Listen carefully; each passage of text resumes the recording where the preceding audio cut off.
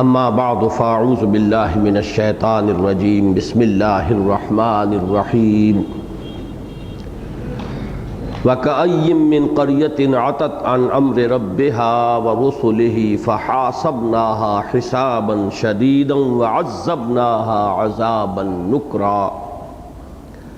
فَذَاقَتْ وَبَالَ أَمْرِهَا وَكَانَ عَاقِبَةُ أَمْرِهَا خُسْرًا أَعَدَّ اللَّهُ لَهُمْ عَذَابًا شَدِيدًا فَاتَّقُوا اللَّهَ يَا أُولِي الْأَلْبَابِ الَّذِينَ آمَنُوا قد انزل اللہ الیکم ذکرا رسولا یتلو علیکم آیات اللہ مبینات لیخرج الذین آمنوا وعملوا الصالحات من الظلمات الی النور ومن یؤمن باللہ ویعمل صالحا یدخلہ جنات تجری من تحتها الانہار خالدین فیہا ابدا قد احسن اللہ له رزقا اللہ الذی خلق سبع سماوات ومن الارض مثلہن یتنزل الامر بینہن لتعلموا ان اللہ علی کل شیء قدیر وان اللہ قد احاط بکل شیء علما صدق اللہ العظیم رب اشرح لی صدری ویسر لی امری واحلل عقدۃ من لسانی یفقہوا قولی اللہم ربنا الہمنا رشدنا واعذنا من شرور انفسنا اللہم ارنا الحق حقا وارزقنا اتباعہ وارنا الباطل باطلا وارزقنا اجتنابہ آمین یا رب العالمین۔ آپ کو یاد ہوگا کہ سورۃ الطلاق کے پہلے رکوع میں جو 7 آیات پر مشتمل ہے، شریعت اسلامی میں طلاق کے جو احکام ہیں اور قواعد و ضوابط ہیں جو اصلاً سورہ بقرہ میں تفصیلاً بیان ہو چکے تھے، یہاں ان کے بعض قانونی پہلوؤں کی بھی مزید وضاحت ہے، لیکن اصلاً ان کے ضمن میں جو اخلاقی پہلو ہے اسے نمایاں کیا گیا ہے اور اس پر نہایت تاکیدی زور دیا گیا ہے۔ اس لیے کہ یہ بات سامنے رہنی چاہیے کہ قانون بہرحال قانون ہے اور اس قانون کی لیمیٹیشنز ہوتی ہیں، اور ہر قانون کے ساتھ یہ ممکن ہوتا ہے کہ لوگ اسے مذاق بنا لیں، کھیل بنا لیں کہ قانون تو پورا ہو رہا ہو، لفظاً جو ہے اس کے تقاضے ادا کیے جا رہے ہوں، لیکن اس کی روح جو ہے وہ غائب ہو جائے۔ اگرچہ یہ لطیفوں کے طور پر مشہور ہیں واقعات، لیکن یہ کہ زکوٰۃ کے سلسلے میں خاص طور پر ابو الفضل اور فیضی جو کہ اکبر کے 9 رتنوں میں جن کا شمار ہوتا ہے، ان میں سے ایک شخص کے بارے میں یہ خاصی مستند روایت ہے کہ وہ ہر سال یہ کرتے تھے کہ اپنی کل دولت جو ہے 11 مہینے پورے ہوئے تو اپنی بیوی کے نام ہبہ کر دی، منتقل کر دی، تاکہ وہ حولان حول نہ ہو اور مجھے زکوٰۃ نہ دینی پڑے۔ پھر بیوی کی ملکیت میں جب 11 مہینے ہو گئے تو اس نے وہ ہبہ کر دی اپنے شوہر کو واپس، تاکہ کسی پر بھی حولان حول نہ ہو جو ایک شرط ہے زکوٰۃ کی،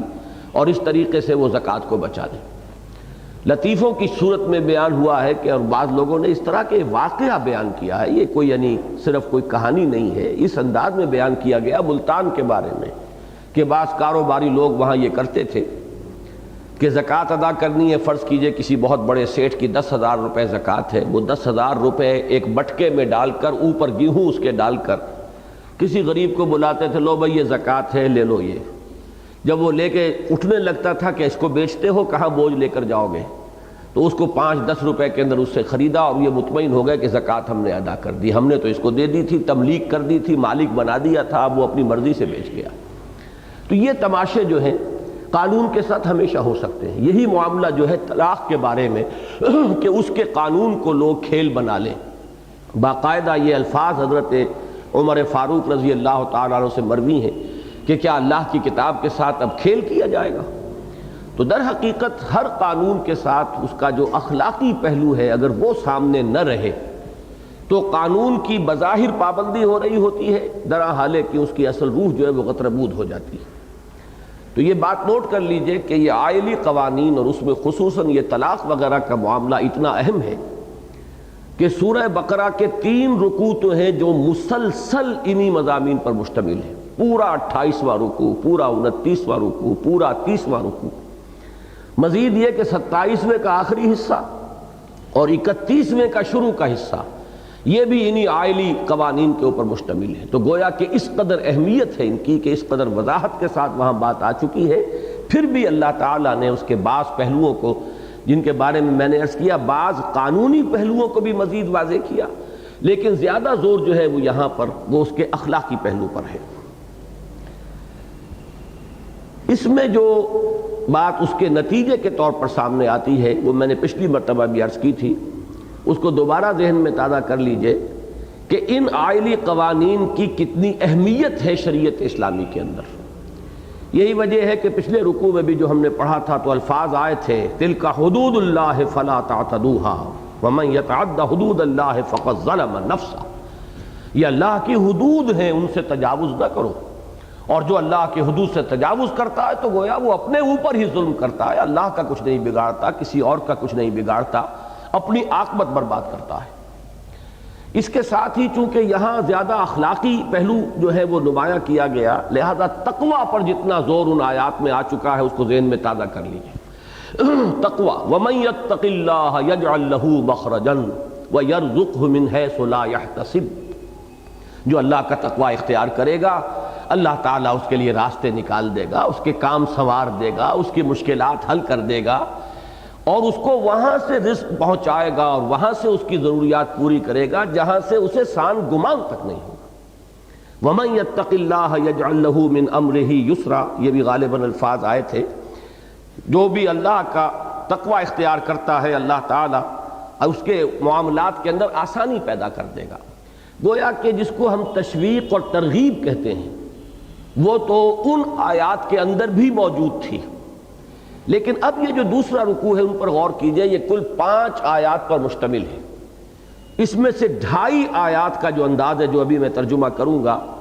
وہ ایسا ہے کہ جو شدید ترین انذار کا جو انداز ہوتا ہے قرآن مجید میں، خبردار کرنے کا اور متنبہ کرنے کا، تنبیہ کا،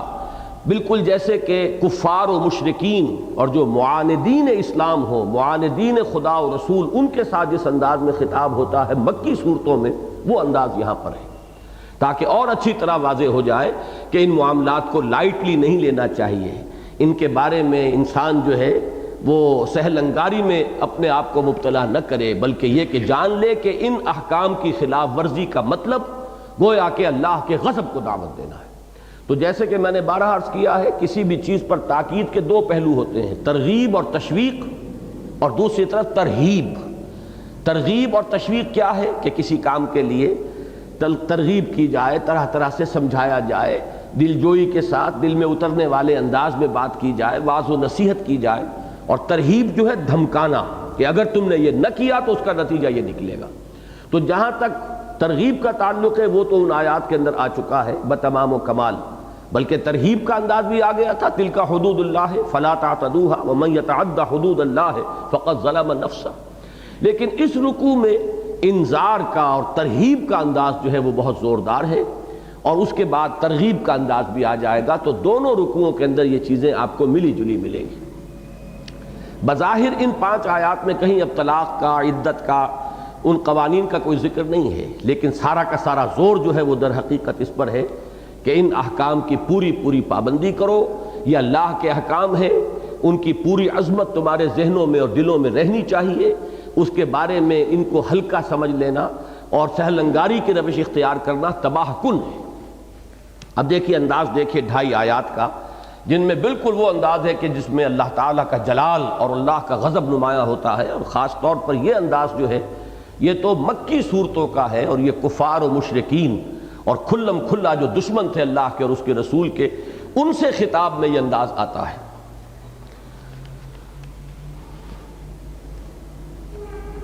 وَكَأَيٍّ مِّن قَرْيَةٍ عَتَتْ عَنْ أَمْرِ رَبِّهَا وَرُسُلِهِ، اور کتنی ہی ایسی بستیاں ہیں جنہوں نے اپنے رب کے حکم سے سرکشی کی، تجاوز کیا، یہ عطاؤ کا مادہ جو آتا ہے نکل بھاگنا، رسہ توڑا کر جیسے کوئی جانور بھاگ جا رہا ہو، اپنے رب کی پکڑ سے، اپنے رب کے قانون سے، اپنے رب کے احکام سے رسہ توڑا لینا۔ وَكَأَيٍّ مِّن قَرْيَةٍ عَتَتْ عَنْ أَمْرِ رَبِّهَا وَرُسُلِهِ، اور اس کے رسولوں سے، یعنی ان کے احکام اور ان کی پیروی کرنے اور ان کا اتباع کرنے سے انہوں نے روگردانی کی۔ فَحَاسَبْنَاهَا حِسَابًا شَدِيدًا، تو ہم نے پھر ان کا محاسبہ کیا، اور وہ محاسبہ بھی پھر آسان نہیں، بڑا سخت۔ اس کے تقابل کے لیے آخری پارے کی سورہ مبارکہ جو ہے اس کے وہ الفاظ جو ہے جس کے بارے میں ہم دعا بھی کرتے ہیں پھر، اللہم حاسبنا حسابا یسیرا، پروردگار ہم سے حساب لیجو بڑا آسان حساب۔ ان علینا حسابہم ایابہم ثم ان علینا حسابہم، انہیں ہماری ہی طرف لوٹ کر آنا ہے، پھر ہمارے ہی ذمے ہے ان کا حساب۔ تو اس آیت مبارکہ کے جواب میں یہ دعا جو ہے حضور نے تلقین فرمائی ہے کہ اللہم حاسبنا حسابا یسیرا، یہاں وہ حسابا شدیدہ کا لفظ آیا ہے، تو ہم نے ان سے حساب لیا یا ان کا محاسبہ کیا بڑا سخت۔ وعذبناها عذابا نکرا، اور ہم نے انہیں عذاب دیا، اور وہ عذاب بھی کیسا؟ ہولناک عذاب۔ نکرا اس شے کو کہتے ہیں کہ جو اجنبی سی ہو، پہچان میں نہ آئے، معروف نہ ہو، یعنی ایسا جس کا تصور نہ کیا جا سکے، جس کے بارے میں انسان پہلے سے اندازہ قائم نہ کر سکے۔ ایک تو وہ ہے عام قسم کی اللہ تعالیٰ کی طرف سے گرفت ہوتی رہی، لیکن یہ ہے کہ یہ وہ عذاب ہے کہ جس کا کسی کو اندازہ تک نہ ہو سکتا تھا۔ ایک عذاب جیسے کہ سورہ سجدہ میں آیا ہے فَلَنُذِيقَنَّهُم مِّنَ الْعَذَابِ الْأَدْنَىٰ دُونَ الْعَذَابِ الْأَكْبَرِ، ایک عذاب الاکبر ہے کہ جس میں کسی قوم کو نسیم منسیہ کر دیا جائے، ختم کر دیا جائے، جڑ کاٹ دی جائے۔ فَقُطِعَ دَابُرُ الْقَوْمِ الَّذِينَ ظَلَمُوا، کاٹ دی گئی جڑ اس قوم کی جس نے کہ کفر اور شرک کی اور ظلم کی روش اختیار کی تھی۔ ایسے ہو گئے کَلَّمْ يَغْنَوْا فِيهَا، ایسے ہو گئے جیسے وہاں بستے ہی نہیں تھے۔ اس آخری عذاب سے پہلے تنبیہ کے طور پر اللہ تعالیٰ چھوٹے چھوٹے عذاب ان قوموں پر بھیجا کرتا تھا جن کی طرف رسول مبعوث ہوتے تھے،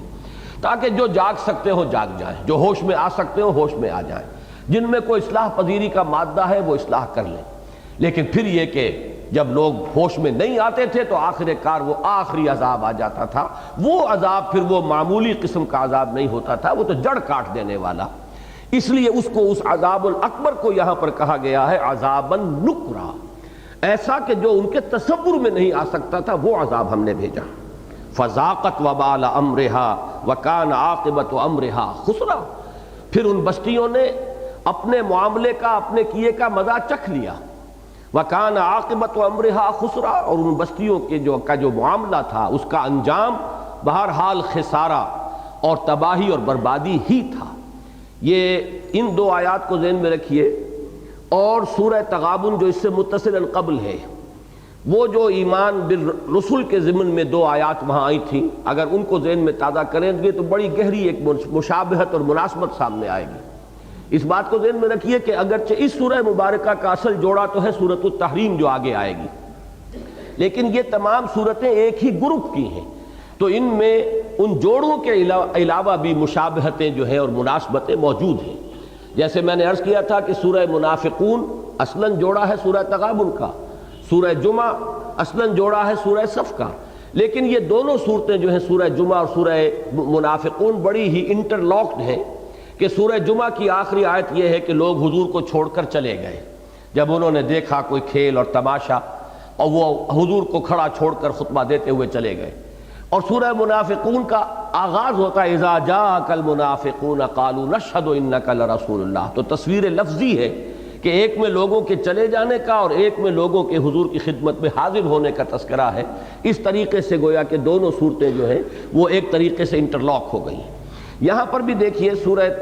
تغابن کے وہ الفاظ، الم یاتکم نبأ الذین کفروا من قبل فذاقوا وبال امرہم، ذرا نوٹ کیجئے، فذاقوا وبال امرہم، اور یہاں ہم الفاظ پڑھ رہے ہیں فذاقت وبال امرہا۔ فرق کیا ہے؟ وہاں قوموں کے عنوان سے ذکر ہو رہا ہے، یہاں بستیوں کے عنوان سے ذکر ہو رہا ہے، بات ایک ہی ہے، کہیں ظرف ہے کہیں مظروف ہے، کہیں ان بستیوں کا ذکر ہے ان آیات میں جو اس وقت ہم پڑھ رہے ہیں، وَكَأَيٍّ مِّن قَرْيَةٍ عَتَتْ عَنْ أَمْرِ رَبِّهَا، اور وہاں ان قوموں کا ذکر ہے جو ان بستیوں میں آباد تھیں. الم یاتکم نبأ الذین کفروا من قبل فذاقوا وبال امرهم ولهم عذاب علیم ذلک بانه كانت تاتیہم رسلهم بالبینات فقالوا بشر یہدوننا فکفروا وتولوا واستغنى اللہ واللہ غنی حمید. وہ دو آیات سورہ تغابن کی اور یہ دو آیات سورہ طلاق کی، ان کے درمیان بڑی گہری مشابہت ہے. وَكَأَيٍّ مِّن قَرْيَةٍ عَتَتْ عَنْ أَمْرِ رَبِّهَا وَرُسُلِهِ فَحَاسَبْنَاهَا حِسَابًا شَدِيدًا وَعَذَّبْنَاهَا عَذَابًا نُكْرًا فَذَاقَتْ وَبَالَ أَمْرِهَا وَكَانَ عَاقِبَةُ أَمْرِهَا خُسْرًا. أَعَدَّ اللَّهُ لَهُمْ عَذَابًا شَدِيدًا. اب دیکھیے وہاں پر بھی فرمایا گیا تھا کہ انہوں نے اپنے کیے کا مزہ چکھ لیا. وَلَهُمْ عَذَابٌ أَلِيمٌ. اصل عذاب تو دردناک عذاب جو ہے وہ جہنم کا ہے جو ان کا منتظر ہے. دنیا میں نیست و نابود ہو جانا، ختم ہو جانا، نسیم منسیہ ہو جانا، یہ تو کوئی اتنا بڑا عذاب نہیں ہے. اس لیے کہ موت تو آتی ہے تو چند لمحوں کے اندر انسان کا خاتمہ ہو جاتا ہے، اس کو وہ تکلیف، وہ اذیت جو ہے پہم نہیں ہوتی. پھانسی جس نے پائی ہے ایک جھٹکا ہوتا ہے، اس کے بعد اسے کچھ پتہ نہیں کیا ہو رہا ہے. دیکھنے والوں کو ضرور جھرجھری آتی ہے کہ جسم جو ہے وہ تڑپ رہا ہے، کانپ رہا ہے، اسے کچھ پتہ نہیں. اسی طرح کوئی ڈوب رہا ہے، وہ چند ہی لمحے ہوں گے کہ جس میں اس کو احساس ہوگا، اس کے بعد اس کا احساس ختم ہو جائے گا. تو موت جو ہے یا خاتمہ اس دنیا کا وہ اصل عذاب علیم نہیں ہے. وہ دنیاوی اعتبار سے تو بہت بڑا عذاب نظر آتا ہے کہ ایک قوم ختم ہو گئی، لیکن اصل تو وَلَهُمْ عَذَابٌ علیم، اصل جو دردناک عذاب ہے جس کی دردناکی کبھی ختم نہیں ہوگی. ثُمَّ لَا يَمُوتُ فِيهَا وَلَا يَحْيَا، کہ نہ پھر انسان اس میں جیے گا نہ مرے گا، نہ زندوں میں نہ مردوں میں. تو وہ جو عذاب ہے اس کا یہاں بھی ذکر کر دیا گیا، جیسے وہاں فرمایا تھا اعد اللہ لہم عذابا شدیدا، اللہ نے ان کے لیے بہت شدید عذاب تیار کیا ہوا ہے. وہ عذاب ابھی ان کا منتظر ہے، وہ کہ جو انہیں یوم قیامت کے بعد آخرت میں ملنا ہے. فاتقوا اللہ یا اولی الالباب، بس تقوی اختیار کرو اللہ کا اے ہوش مندو، اے عقل مندو، اے وہ لوگوں جو اپنے نفع اور نقصان کا کچھ بھی خیال رکھنے والے ہو، تمہیں اللہ کا تقوی اختیار کرنا چاہیے. اب یہاں آپ نے وہ فرق نوٹ کر لیا ہوگا کہ پہلے رکوع میں بھی 2 مرتبہ فرمایا، لیکن وہ ترغیب کا انداز ہے. من یتق اللہ یجعل له مخرجا ویرزقه من حیث لا یحتسب. جو اللہ کا تقوی اختیار کرتا ہے اللہ تعالیٰ اس کے لیے راستے نکال دیتا ہے، مشکلات آسان کر دیتا ہے، اسے رزق پہنچاتا ہے، اس کی ضروریات پوری فرماتا ہے جہاں سے اسے گمان تک نہیں ہوتا. اور ومن یتق اللہ یجعل له من امرہ یسرا، اور جو اللہ کا تقوی اختیار کرتا ہے اللہ تعالیٰ اس کے معاملات میں آسانی پیدا فرما دیتا ہے. یہ ترغیب اور تشویق ہے، اور یہاں جو ہے وہی معاملہ ترہیب اور ایک تنبیہ کے انداز میں، انذار کے انداز میں ہے، لیکن نتیجہ ایک ہی ہے. فاتقوا اللہ یا اولی الالباب، تو اللہ کا تقوی اختیار کرو اے ہوش مندو. یہاں تک وہ 2.5 آیات بنتی ہیں جن کے بارے میں نے عرض کیا کہ ان کا انداز بالکل وہ ہے کہ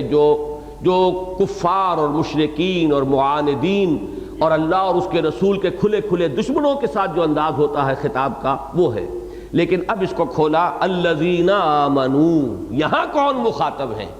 یہاں کفار مخاطب نہیں ہیں.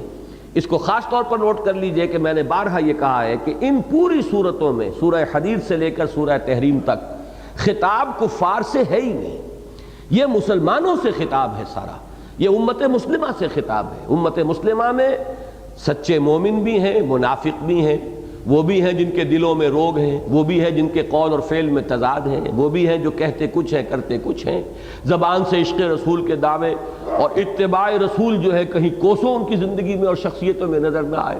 اصل میں وہ ہیں مخاطب ان صورتوں کے، لہذا انداز اگرچہ وہ ہے لیکن یہاں کھول دیا فاتقوا اللہ یا اولی الالباب الذین آمنوا، اے وہ ہوش مندو جو ایمان بھی لے آئے ہو، جو ایمان کا بھی دعویٰ کر رہے ہو، جو ایمان کا اقرار کر رہے ہو، جنہوں نے کہ ایمان کو قبول کیا ہے، تو ہوش کرو اور واقعتاً ایمان لاؤ جیسے کہ ایمان لانے کا حق ہے، جس کا نتیجہ ہے اللہ کا تقوی، اللہ کے احکام کی پابندی.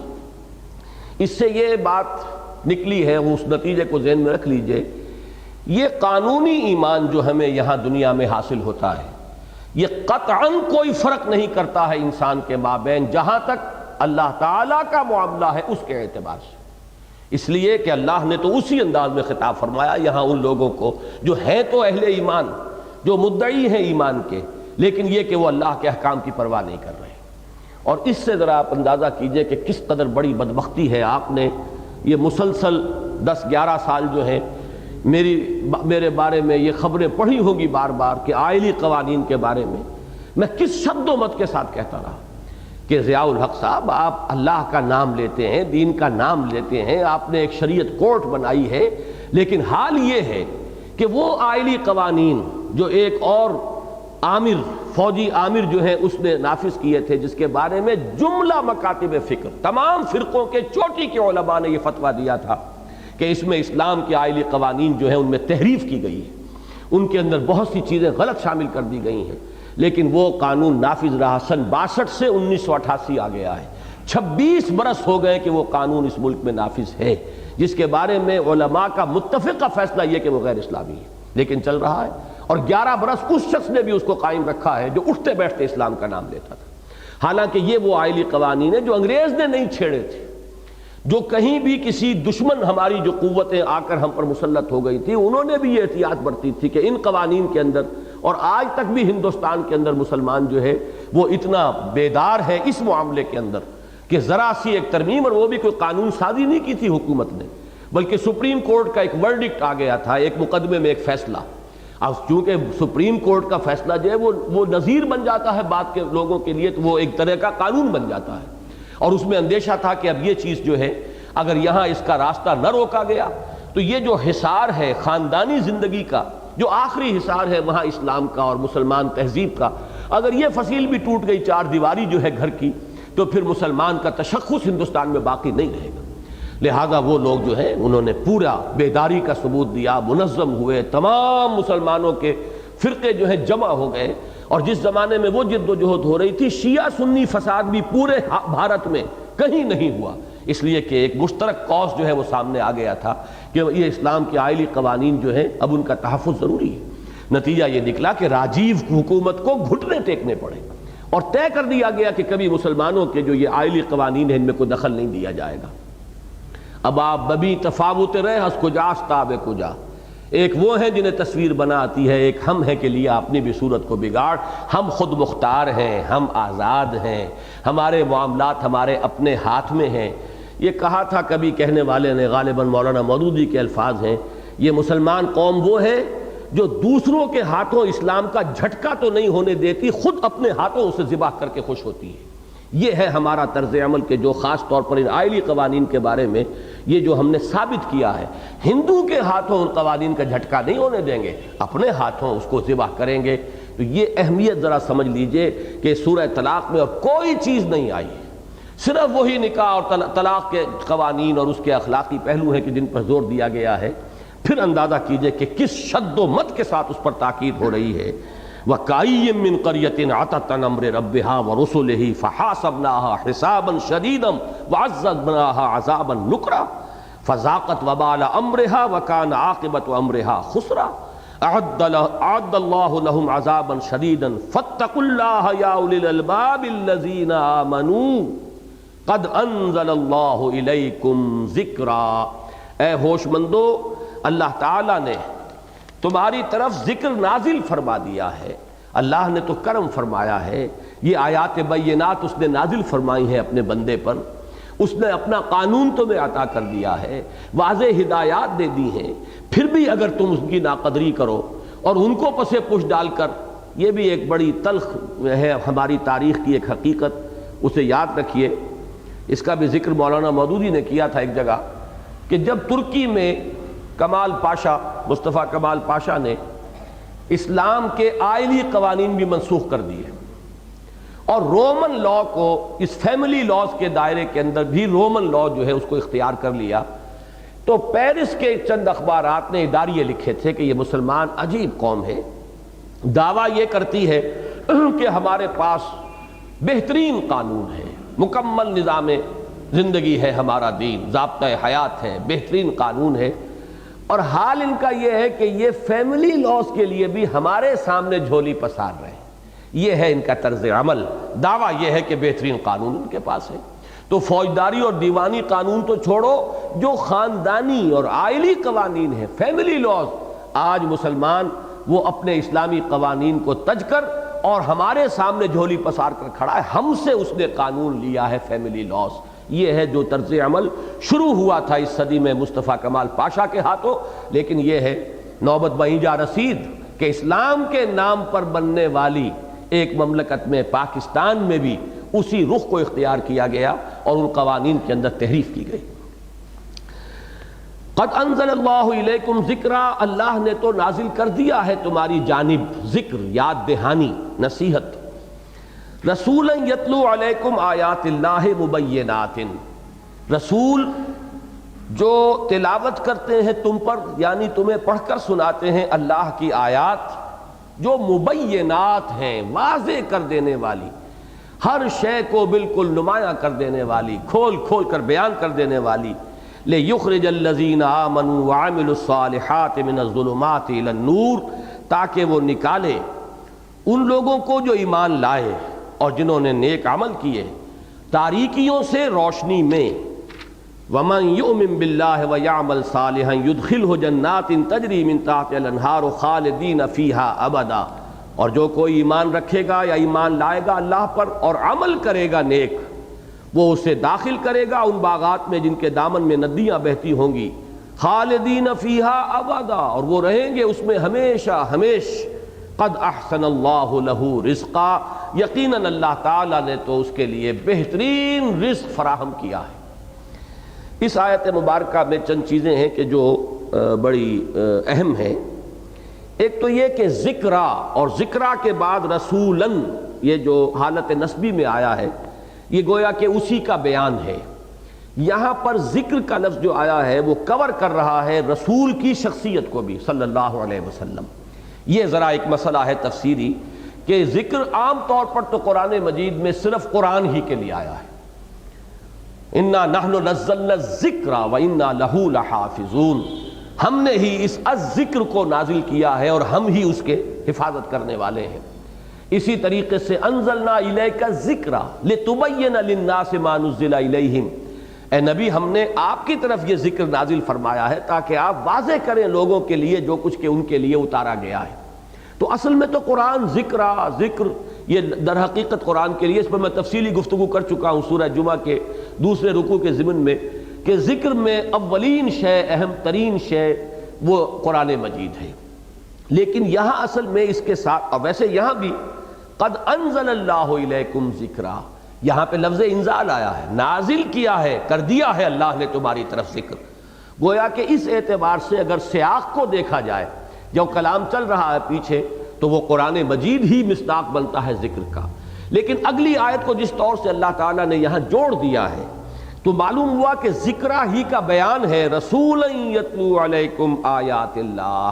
وہ رسول صلی اللہ علیہ وسلم جو تمہیں آیات الہی پڑھ کر سنا رہا ہے۔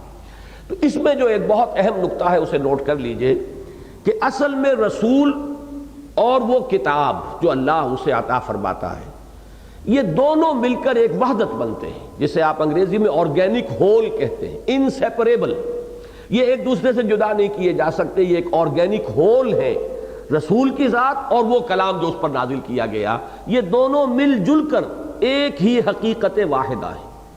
اس کی مثال ایک یہ ہے، اور دوسرے سورہ بینہ میں اس سے ذرا آپ اس کا تقابل کر لیجئے۔ لم یکن الذین کفروا من اہل الکتاب والمشرکین منفکین حتی تأتیہم البینہ، یہ لوگ جنہوں نے کفر کیا تھا اہل کتاب میں سے اور مشرکین میں سے باز آنے والے نہیں تھے جب تک کہ بینہ نہ آ جاتی ان کے پاس۔ اور وہ بینہ کیا ہے؟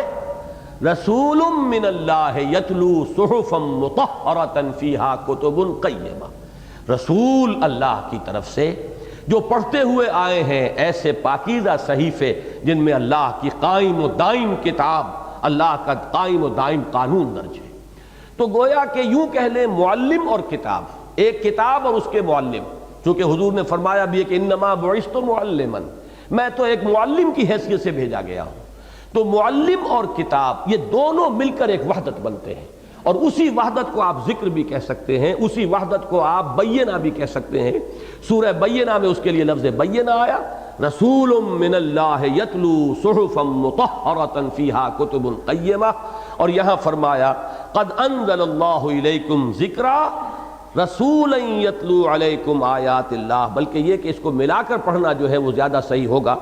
قد انزل اللہ الیکم ذکر الرسول یتلو علیکم آیات اللہ مبینات، گویا کہ یہ بیان ہے کہ رسول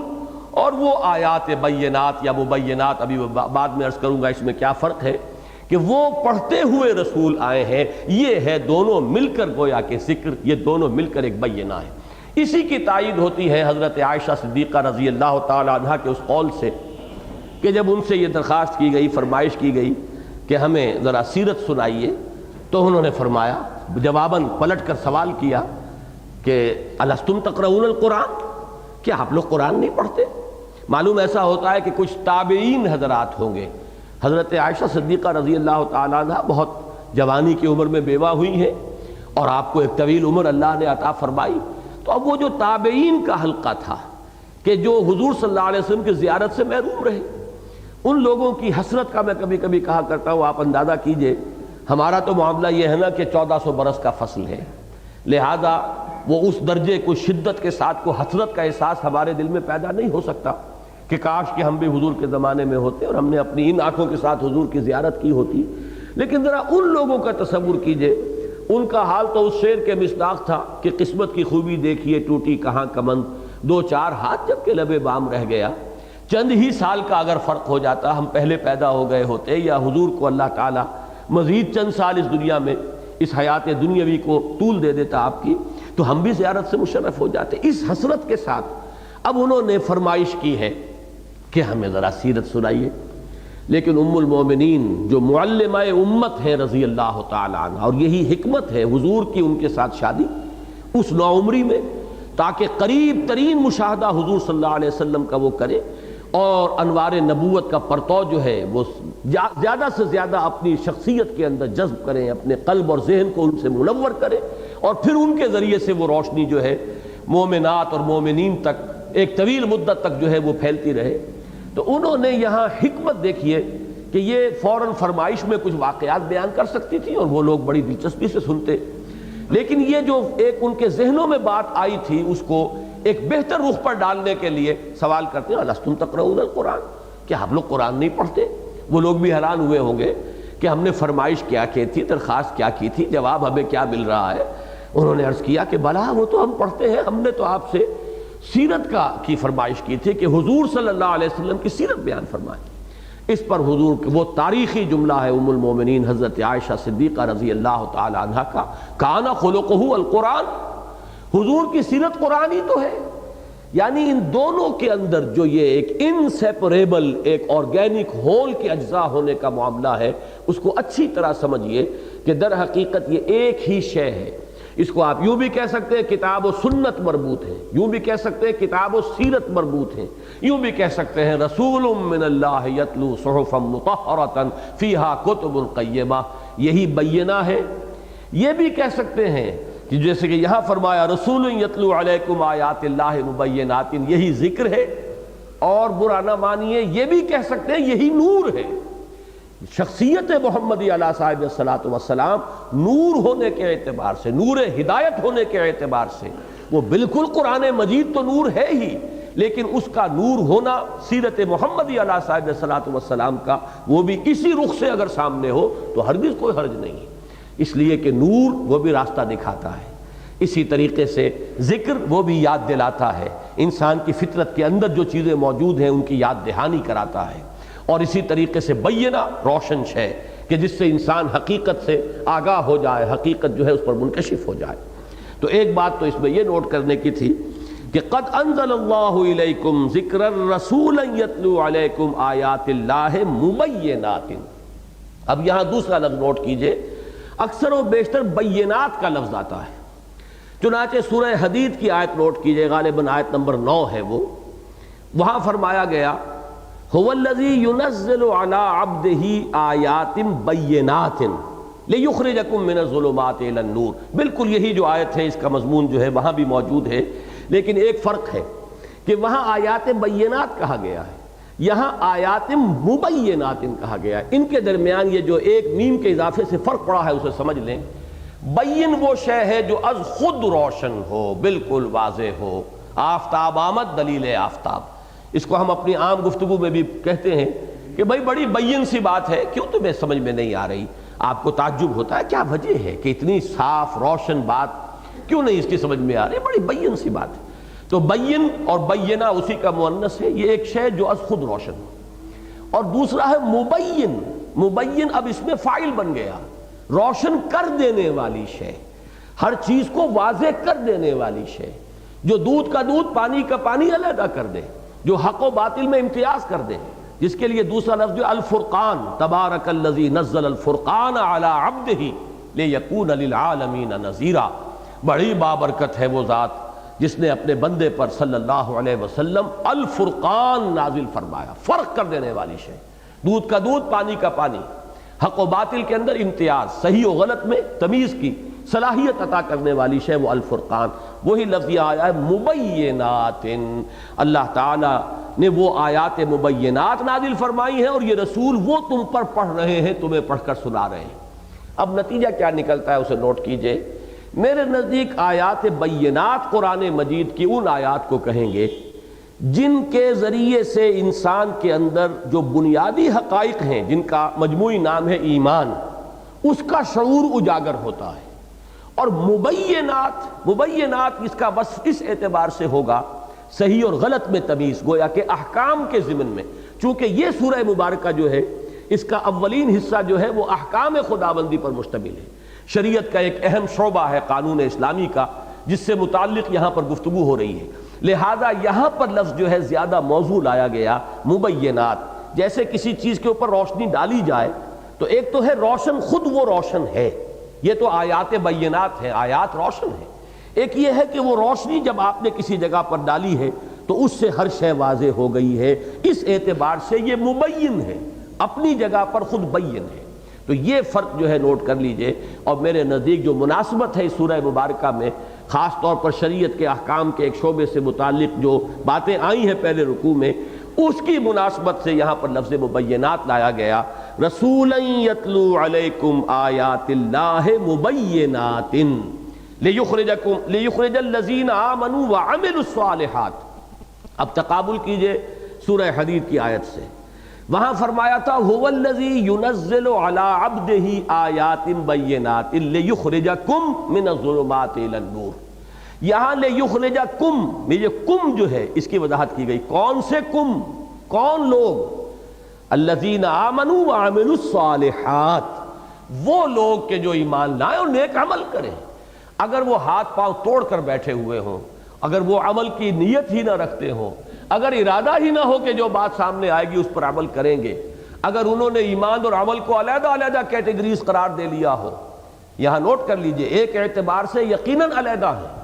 قانونی ایمان کے اعتبار سے جن کی بنیاد پر دنیا میں کسی کو مسلمان سمجھا جاتا ہے، ایمان علیحدہ ہوگا، عمل علیحدہ ہوگا،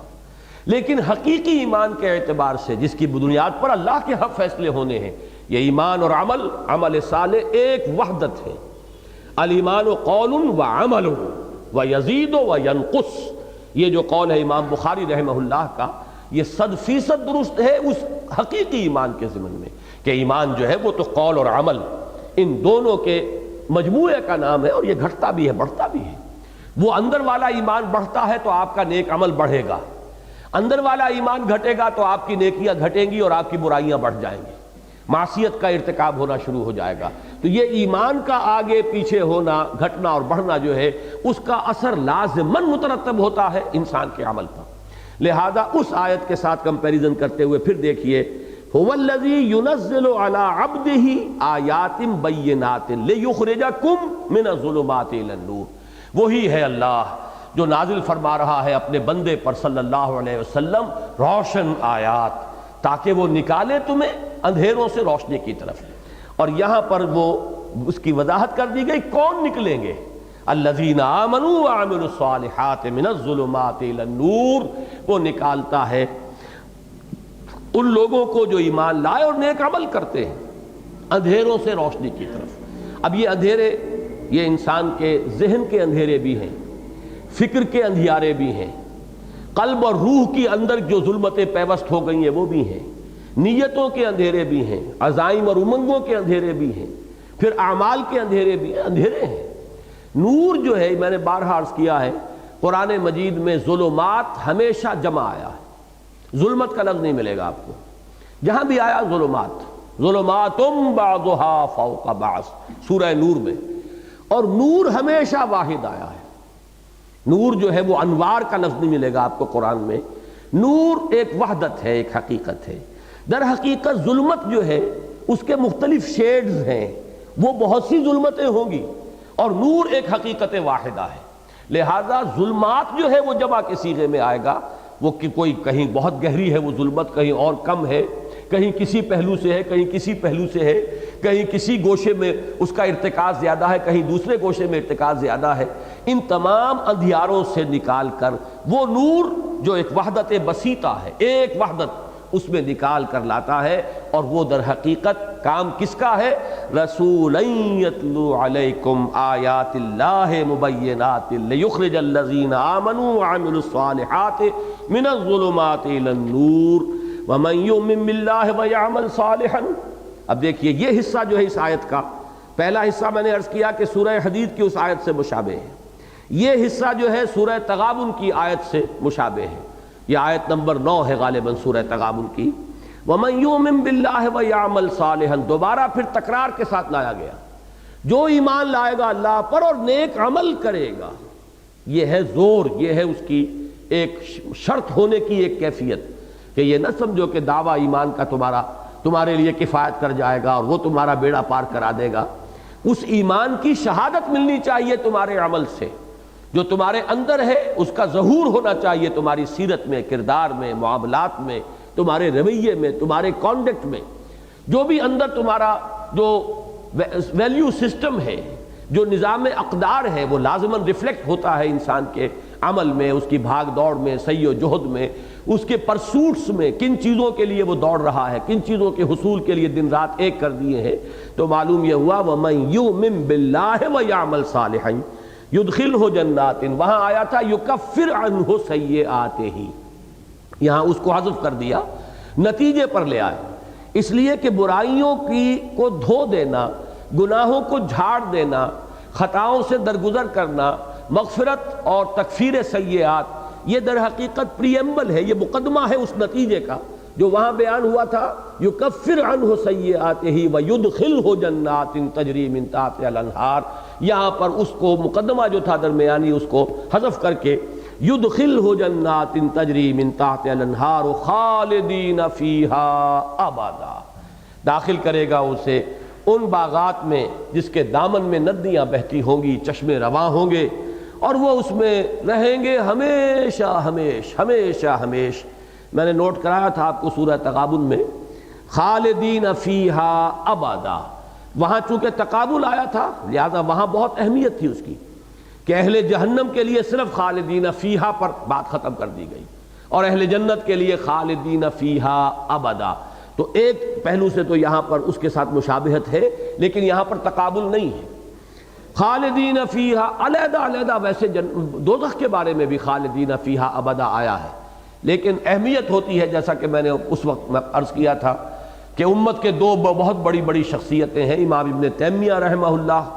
اور ابن عربی، بہت بڑے صوفی، شیخ اکبر کہلاتے ہیں تصوف کے میدان میں، اور یہ دونوں بہت سے اعتبارات سے ایک دوسرے کی ضد ہیں، بالکل ایک دوسرے کی ہر اعتبار سے ضد، سوائے ہو سکتا ہے کوئی اور مسئلہ بھی ہو، لیکن میرے علم میں جو مسئلہ ہے کہ جس میں یہ دونوں متفق ہو گئے ہیں وہ یہ ہے کہ وہ جنت کے لیے تو یہ مانتے ہیں کہ ہمیشہ ہمیشہ ہمیشہ ہمیشہ اس کا کبھی کوئی خاتمہ نہیں ہوگا، لیکن دوزخ کے بارے میں ان دونوں کی رائے یہ ہے کہ وہ ختم ہو جائے گی، ایک وقت آئے گا بہت لمبا احقابہ، بہت طویل عرصے بہت طویل عرصے بہت طویل عرصے، لیکن بالآخر جہنم جو ہے وہ ختم ہو جائے گی۔ ایک حدیث کا بھی حوالہ وہ دیتے ہیں کہ حضور نے فرمایا کہ ایک وقت آئے گا کہ جہنم جو ہے اس کھنکتی ہوئی دیگ کے مانند رہ جائے گی، اس میں کچھ نہ رہے۔ ظاہر بات ہے دیگ بھری ہوئی ہو تو وہ کھنکتی نہیں ہے، جب خالی ہو جائے تو پھر یہ کہ وہ کھنکنے لگتی ہے، لیکن وہ ذرا ایک پیچیدہ مسئلہ ہے، میں وہاں تفصیل سے بیان کر چکا ہوں اہل سنت کا جو اجماعی عقیدہ ہے وہ یہی ہے کہ دونوں دائم ہیں ہمیشہ ہمیشہ. البتہ ایک اختلافی رائے ہے اور اس کی اہمیت نہ ہوتی اگر یہ دو عظیم شخصیتیں اس میں یک رائے نہ ہو گئی ہوتی، تو میں صرف اس کا تذکرہ کر رہا ہوں. قد احسن اللہ لہ رزقا، اللہ تعالیٰ نے تو اس کے لیے بہترین رزق فراہم کیا ہے، بہت عمدہ اللہ نے کیا ہے اس کے لیے رزق. اور یہاں رزق سے مراد صرف کھانے پینے کی چیزیں نہیں ہیں، یہ اچھی طرح نوٹ کر لیجئے. قرآن مجید میں اکثر و بیشتر جب رزق کا لفظ آتا ہے تو وہ صرف کھانے پینے کے لیے نہیں ہے. اللہ نے جو بھی کچھ دیا ہے، اللہ نے ذہانت دی ہے کسی کو، یہ بھی اس کا رزق ہے، اس کا عطیہ ہے، اس کا نصیب ہے. اللہ تعالیٰ نے کسی کو کوئی صلاحیت خصوصی عطا فرمائی ہے، یہ بھی اس کا عطیہ ہے. انہی صلاحیتوں سے آپ دولت کماتے ہیں، پیسہ بناتے ہیں، اور وہ رزق جس کو آپ رزق کہتے ہیں اس کے حصول کا وہ ذریعہ بن جاتی ہے. لیکن یہ رزق کا لفظ جو ہے بہت عام ہے. تو جنت میں صرف کھانے پینے کی چیزیں ہی نہیں ہوں گی، اچھی طرح سمجھ لیجئے، بلکہ انسان کی پوری شخصیت، کامل شخصیت کے لیے تسکین کا سامان ہوگا. اور جو لوگ ظاہر بات ہے کہ ذہنی اعتبار سے بلند تر سطح کے ہوں گے، ان کے تقاضے وہاں کچھ اور ہوں گے. وہ کھانے پینے کی چیزوں سے اس دنیا کے اندر بھی اتنی دلچسپی نہیں رکھتے تھے، اور وہاں بھی ان کی توجہ اصل ان چیزوں پر نہیں ہوگی، وہ کچھ اور چاہیں گے. وہ کیا چاہیں گے؟ وہ اللہ تعالیٰ کا دیدار چاہیں گے. چنانچہ بعض احادیث میں آتا ہے کہ جنت والوں کو جو آخری اور سب سے بڑی نعمت ملے گی وہ اللہ تعالیٰ کا دیدار ہے.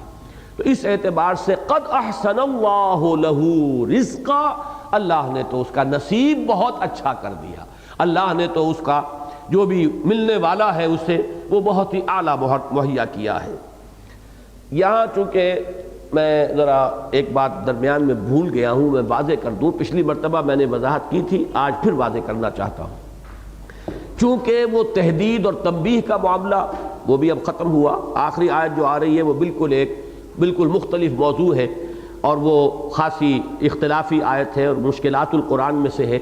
تو اس کا ترجمہ اور اس کا بیان کرنے سے پہلے میں چاہتا ہوں کہ اب تک جو کچھ ہم نے پڑھا ہے اس کے بارے میں ایک اہم بات آپ کے سامنے رکھ دوں. یہ جو طلاق کا قانون اور اس کے ضمن میں انتہائی تاکید، اخلاقی پہلو کو ملحوظ رکھنے کی تاکید، پھر اس کے ضمن میں سخت ترین تنبیہ، سخت ترین انداز میں انذار اور ترہیب، اور ہر ممکن انداز میں تشویق و ترغیب جس نہج سے آئی ہے، اس کا جو نتیجہ نکلتا ہے وہ کیا ہے. ایک تو میں پہلے عرض کر چکا کہ ان چیزوں کے بارے میں ان کے ہلکے ہونے کا کوئی تصور ذہن نہ رہے. یہ بہت اہم قوانین ہیں، بہت بنیادی قوانین ہیں، ان کی پوری عظمت ہمارے دلوں میں رہے. اور خاص طور پر یہ طلاق ثلاثہ کا جو مسئلہ ہمارے ہاں رہا ہے، چونکہ مجھ پر خود ایک دور گزرا ہے، اور میں اللہ تعالیٰ سے معافی کا خواستگار ہوں کہ بعض لوگوں کو میں نے بھی جب وہ مجھ سے رائے طلب کرتے تھے تو اگرچہ ہمیشہ میں کہتا تھا میں مفتی نہیں ہوں، میں فتویٰ نہیں دے سکتا، آپ جائیے اور کہیں بھی کسی جو بھی آپ کا مسلک ہے اس کے مفتی صاحب سے آپ فتویٰ لیجئے. لیکن یہ ہے کہ اس قدر پریس کرتے تھے لوگ. اب تو کچھ عرصے سے میں نے بالکل اس فیصلے کے اوپر جو ہے سختی کے ساتھ عمل شروع کر دیا ہے کہ میں قطعاً اس میں اپنی رائے بھی ظاہر نہیں کرتا. لیکن یہ ہے کہ بدقسمتی سے رائے میری یہی تھی کہ جو ابن تیمیہ رحمہ اللہ کا مسلک ہے، قرآن مجید اور حضور صلی اللہ علیہ وسلم کی سنت سے مجھے وہی زیادہ اقرب معلوم ہوتا ہے. اب ذہن انسان کے قابو میں نہیں ہے، ذہن پر انسان کا اختیار نہیں ہے، جیسے دل پر اختیار نہیں کہ دل کا اپنا ایک رجحان ہے، ایک میلان ہے، آپ کا اختیار نہیں ہے. بلکہ یہ کہ میلان اگر کسی غلط رخ پر ہے اور آپ اپنے یعنی پوری قوت ارادی کو بروئے کار لا کر اسے روک رہے ہیں تو یہ آپ کا مجاہدہ ہے، باطنی مجاہدہ، جس پر کہ اللہ تعالیٰ آپ کو بہت بڑا اجر و ثواب عطا فرمائے گا. اسی طرح ذہن جو ہے وہ بھی انسان کے اختیار میں نہیں. ذہن میرا یہی رہا. مجھے جب یہ معلوم ہوا کہ چاروں ائمہ ہمارے، یعنی چاروں فقہی مسلک جو ہیں،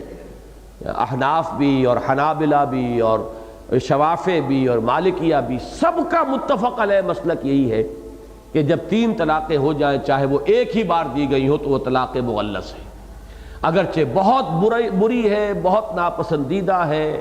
بہت ہی مکروہ ہے، اور اس پر حضرت عمر رضی اللہ تعالیٰ عنہ کا عمل یہ تھا کہ جو شخص یہ کرتا تھا اسے پھر کوڑے لگواتے تھے، لیکن یہ کہ طلاق نافذ ہو جاتی. اب اس میں سامنے بات آتی تھی عقلی اعتبار سے کہ اتنا نازک معاملہ، خاندانوں کی تباہی اور بربادی، ایک انسان شدید غصے کے عالم کے اندر وہ کہہ بیٹھا ہے، تو کیا یہ چیز ایسی ہے کہ جس پر اس قدر سخت موقف اختیار کیا جائے؟ اب چونکہ معلوم ہے ابن تیمیہ کا بہت اونچا مقام ہے میری نگاہ میں، بہت بلند مقام ہے، وہ خاص طور پر قرآن مجید کی حکمت کے بہت بڑے عالم ہیں، پھر سنت و سیرت کا ان کا مطالعہ بڑا گہرا ہے، اس معاملے میں ان کی رائے ایک شاذ تھی۔ میرا گمان یہ تھا کہ کسی نہ کسی اور کی بھی ہوگی، ان تمام جو مکاتب اربعہ ہیں ہمارے فقہ کے، ان میں سے کسی کی اور رائے بھی ہو، تبھی تو اہل حدیث حضرات کی یہ رائے ہے۔ لیکن بعد میں مجھے معلوم ہوا کہ نہیں، یہ اہل حدیث حضرات یہ سند لیتے ہیں صرف امام ابن تیمیہ رحمہ اللہ کی رائے سے، باقی چاروں جو ہمارے مکاتب فقہ اہل سنت کے وہ متفق ہیں اس پر کہ 3 طلاقیں جو ہیں وہ اگر بیک وقت دی جائیں تو وہ 3 ہی شمار ہوں گی، اور وہ طلاق مغلظ ہو جائے گی کہ اب ان دونوں کے درمیان نہ رجوع کا کوئی امکان، نہ عدت میں رجوع، نہ عدت کے ختم ہونے کے بعد نکاح ثانی، جب تک کہ اس عورت کا نکاح کسی اور مرد سے نہ ہو، اور پھر وہ مرد بھی اپنی آزاد مرضی سے جب چاہے کبھی اگر طلاق دے دے تو پھر واپس رجوع کر سکیں گے، یہ سابقہ شوہر کے ساتھ اس عورت کا نکاح ہو سکے گا۔ اب اس پر لوگ روتے ہیں، چلاتے ہیں، وہ طرح طرح سے ادھر جا ادھر جا، اور اندیشہ یہ ہو جاتا تھا کہیں، چونکہ شیعہ مکتب فکر بھی یہی ہے، اور میرے علم میں ہے بہت سے لوگ اسی بات پر شیعہ ہو گئے، بہت سے جو حنفی ہیں وہ پھر جا کر بہرحال یہ تو ہلکا معاملہ، اس لیے کہ اہل حدیث وہ تو اہل سنت ہی میں ان کا شمار ہے، وہ کوئی اہل تشیع میں سے تو نہیں ہے۔ کچھ لوگ جنہیں یہ معلوم نہیں ہوتا کہ وہ اہل سنت میں سے بھی ایک گروہ ہے کہ جو اس کے حق میں فتویٰ دے دیتا ہے، اگر ان کے علم میں ہے کہ ہمارا مسئلہ حل ہوتا ہے صرف اہل تشیع کے ہاں، تو شیعہ ہو گئے۔ کچھ لوگوں نے یہ ہے کہ فتوے لے لیے جا کر جو اہل حدیث علماء اور مفتی حضرات ہیں ان سے۔ تو میرا معاملہ کچھ عرصے تک یہ رہا کہ چونکہ میرا ذہن یہ تھا، لہٰذا میں کہتا رہا بھائی میری ذاتی رائے تو یہ ہے واقعتاً کہ 3 طلاقیں جو ہیں ایک وقت میں دی جائیں تو وہ ایک ہی طلاق شمار ہوگی، لیکن یہ کہ میں اب اس کے بعد جب میں نے طے کیا اور میرے علم میں یہ بات آ گئی کہ یہ تو چاروں مکاتب فقہ کا متفقہ فیصلہ ہے، تو پھر میں نے طے کر لیا تھا کہ میں ذاتی رائے بھی کسی کے سامنے پیش نہیں کروں گا، اور میں نے اس کے بعد الحمدللہ کہ کسی کو ذاتی رائے نہیں دی، بہت ہی بلنٹلی میں کہتا رہا ہوں کہ نہیں، میرا اس معاملے کے اندر میں آپ کو نہ اپنی ذاتی رائے بتاؤں گا، نہ میرا کوئی فتویٰ، جائیے اور فتویٰ لیجئے، جس پر بھی آپ کا دل ٹھکتا ہو فتویٰ لے لیجئے۔ لیکن اب میری رائے جو بن چکی ہے وہ میں در حقیقت اس کی وضاحت کے لیے میں نے اتنا وقت آپ کا لیا ہے، وہ یہ ہے کہ پورا انشراح ہے مجھے اس پر کہ یہی حق ہے، البتہ اس کا جو دوسرا پہلو ہے بدقسمتی سے وہ ہمارے سامنے نہیں ہے، جس کی وجہ سے ساری کمپلیکیشن اور پیچیدگیاں پیدا ہوئی ہیں۔ وہ دوسرا پہلو یہ ہے کہ سزا تعزیر کے درجے میں معین کی جائے ان لوگوں کے لیے جو یہ حرکت کر بیٹھتے ہیں، جیسا کہ میں نے کہا تھا پچھلی مرتبہ، وہ آپ نے شاید اس کو ایک لطیفہ سا سمجھا، لیکن وہ بات میں پوری سنجیدگی سے عرض کر رہا ہوں کہ واقعتاً 5 سال کی سزا جو ہے قید بامشقت اس شخص کو دی جانی چاہیے کہ جو اس طریقے سے کتاب اللہ کے ساتھ کھیل کرتا ہے اور 3 طلاقیں بیک وقت دیتا ہے۔ پھر جیسا کہ میں نے عرض کیا تھا، پھر غصہ بھی سوچ سمجھ کے آئے گا آدمی کو، معلوم ہو کہ یہ قانون ہے اور اس میں کوئی رکاوٹ نہیں ہے، شریعت کے اندر تعزیر ہو سکتی ہے، جس کی نظیر ہمارے پاس موجود ہے کہ حضرت عمر رضی اللہ تعالی عنہ، جن کے بارے میں یہ مشہور ہے کہ انہوں نے اس کو سختی کے ساتھ نافذ کیا۔ حضور اپنی حیات طیبہ میں تو ایک نرمی برتتے تھے، اس آدمی کے اوپر آپ ڈال دیتے تھے کہ اچھا بھائی تم بتاؤ تمہاری نیت 3 کی تھی یا 1 کی تھی؟ اگر وہ کہتا تھا کہ جی نیت بھی 3 ہی کی تھی تو فرماتے تھے کہ اب معاملہ تمہارے ہاتھ سے نکل گیا، اب تو وہ طلاق واقع ہو گئی۔ لیکن اگر وہ کہتا جی نہیں میری تو نیت 1 ہی کی تھی تو پھر وہ 1 ہی شمار کر لیتے تھے۔ یہ نرمی حضور صلی اللہ علیہ وسلم نے برقرار رکھی، لیکن ظاہر بات ہے کہ اس کا پورا بوجھ جو اس شخص کے اوپر جا رہا ہے۔ لیکن حضرت عمر نے یہ دیکھ کر کہ لوگ اس سے فائدہ اٹھا رہے ہیں، دیتے ہیں طلاقیں پورا روب جھاڑنے کے لیے، اور بیوی کو کے لیے تو گویا کہ وہ یعنی زمین و آسمان ایک ہو جاتے ہیں غریب کے لیے جب اس کو طلاق جو ہے مغلظ طلاق دے دی جائے، کیا کرے گی؟ لیکن یہ ہے کہ وہ کہتے ہیں کہ صاحب نیت ہماری 1 کی تھی۔ تو یہ چونکہ اب کھیل شروع ہو گیا تھا شریعت کے ساتھ، تو حضرت عمر نے گویا کہ اس کو پختہ فیصلہ کر لیا کہ اب جو چاہے وہ کہے، تم نے 3 طلاقیں دی تو 3 طلاقیں نافذ۔ اور چونکہ اہل سنت کے ہاں یہ اصول ہے، علیکم بسنتی وسنت الخلفاء الراشدین المہدیین، تمہارے ذمے ہے، لازم ہے تم پر میری بھی سنت اور میرے خلفاء راشدین مہدیین کی سنت۔ تو جو بھی فتوے ہیں یا جو بھی اجماع ہو گیا ہے دور خلافت راشدہ میں، وہ ہمارے لیے واجب الاتباع ہے۔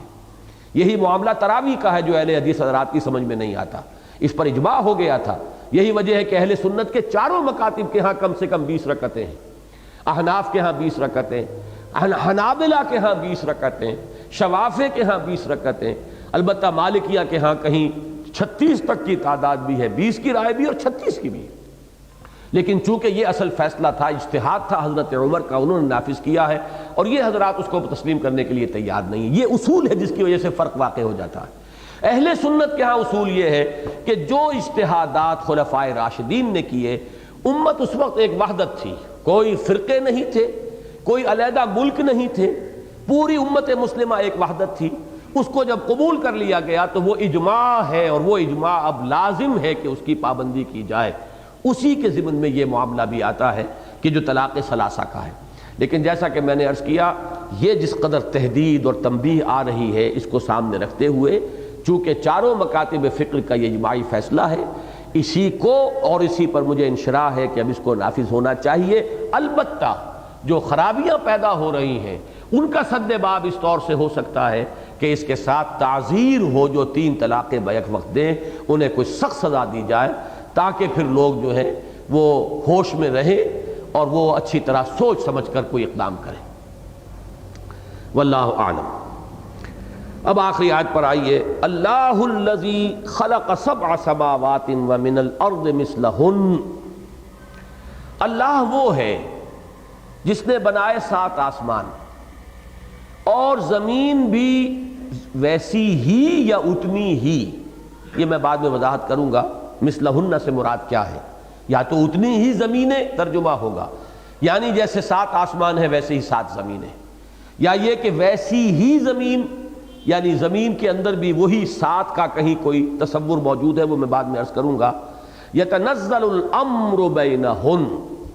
یہ اللہ کا امر نازل ہوتا ہے ان کے مابین۔ یہ 2 اصطلاحات تو میں نے پہلے بھی عرض کیا ہے کہ قرآن مجید کی بنیادی اصطلاحات میں سے ہیں خلق اور امر۔ سورہ اعراف میں فرمایا گیا الا لہ الخلق والامر۔ یہ 2 عالم ہیں، چاہے ایک دوسرے میں پیوست ہیں، لیکن ایک عالم خلق ہے، ایک عالم امر ہے۔ عالم امر میں اللہ تعالیٰ کے احکام جو ہیں وہ آن واحد میں نافذ ہو جاتے ہیں۔ انما امرہ اذا اراد شیئا فانما یقول له کن فیکون۔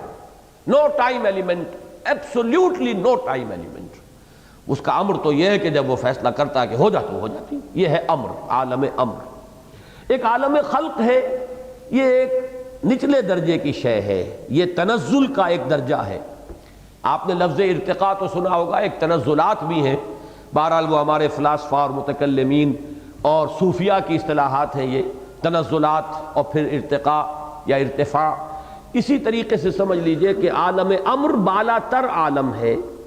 عالم خلق ہے یہ کثیف مادی عالم جس کو ہم کہیں گے، اس میں ٹائم ایلیمنٹ جو ہے انٹیگرل پارٹ ہے اس عالم خلق کا۔ خلق السماوات والارض فی 6 ایام،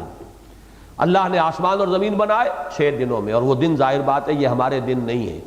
یہ ہمارا دن تو اصل میں زمین کا ایک مرتبہ کا وہ گھوم جانا ہے اپنے ایکسس پر، یہ دن اور رات اس نے پیدا کر دیے۔ ہماری پوری گیلیکسی کا دن کیا ہوگا، اب اس کا تصور آپ کیا کریں گے۔ قرآن مجید میں کہیں کہا گیا 50,000 سال، کہیں فرمایا گیا الف سنۃ مما تعدون، یہ تو 1,000 برس جو ہے جو تمہارے حساب میں آتے ہیں، تو وہ بھی عدد مراد نہیں ہے، اللہ کا دن بہت بڑا ہے۔ اس کو آپ ایپکس کہہ سکتے ہیں، ملینمز کہہ سکتے ہیں، جو اصطلاحات سائنس میں استعمال ہوتی ہیں۔ اسی طریقے سے آپ کو معلوم ہے خلق جو ہے، اب کسی حیوان کی تخلیق ہو رہی ہے، اس کے جنین کی رحم مادر میں وہ وقت لگے گا۔ انسان کا بچہ 9 مہینے جو ہے رحم مادر کے اندر اس کی تخلیق ہوتی ہے، اس کے لیے لفظ آیا ہے کہ ہم نے انسان کو بنایا من نطفۃ ثم من علقۃ ثم من مضغۃ معلقۃ مخلقۃ وغیر مخلقۃ، اس کے مختلف جو ہے وہ ادوار ہیں۔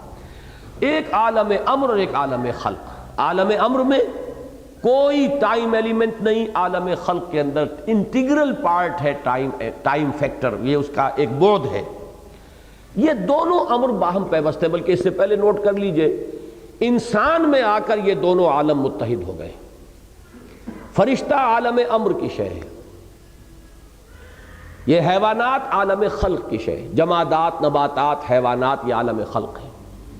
انسان کا جو مادی وجود ہے وہ عالم خلق سے متعلق ہے، اس کی روح جو ہے وہ عالم امر سے متعلق ہے۔ یسألونک عن الروح قل الروح من امر ربی،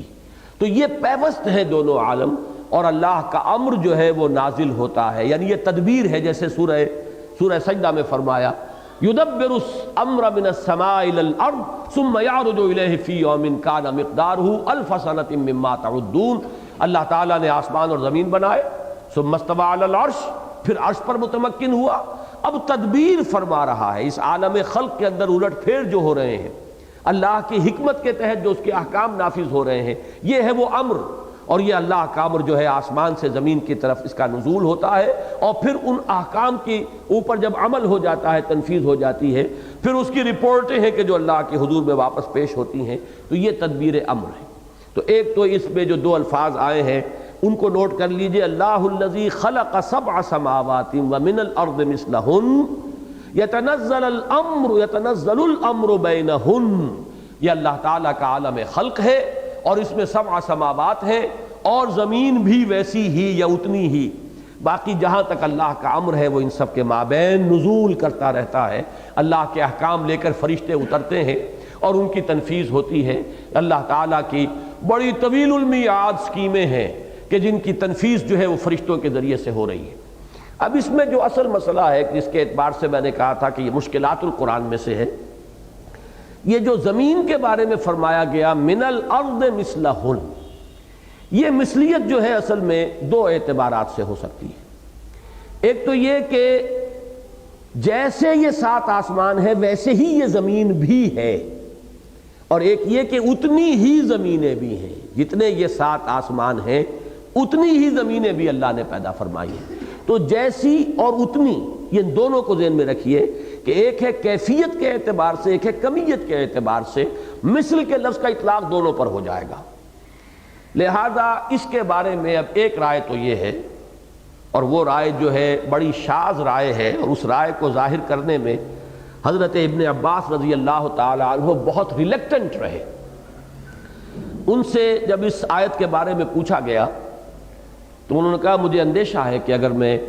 اس آیت کا مفہوم تمہارے سامنے بیان کروں گا تو کہیں تم کافر نہ ہو جاؤ۔ یعنی چونکہ آیات متشابہات میں سے، اس کو نوٹ کیجئے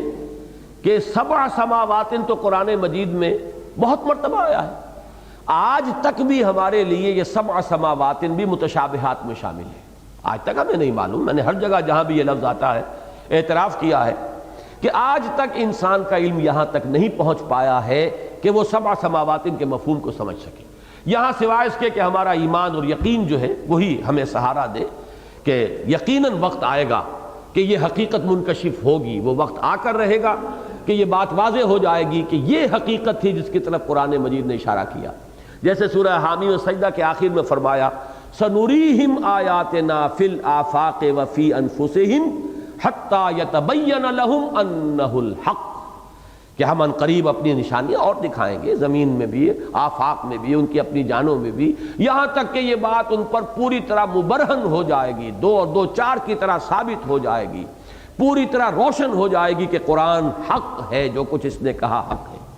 بہت سی چیزیں ہیں کہ جو اس طریقے سے ثابت ہو گئی کہ قرآن مجید کے ان آیات متشابہات کا ایک زمانے تک ہم صحیح مفہوم معین نہیں کر سکے، لیکن سائنس جیسے جیسے آگے بڑھی معلوم ہوا بالکل صحیح بات یہی ہے جو قرآن نے کہی تھی، لیکن پہلے لوگ اس لیے نہیں سمجھ پائے کہ ابھی انسانی علم وہاں تک نہیں پہنچا تھا۔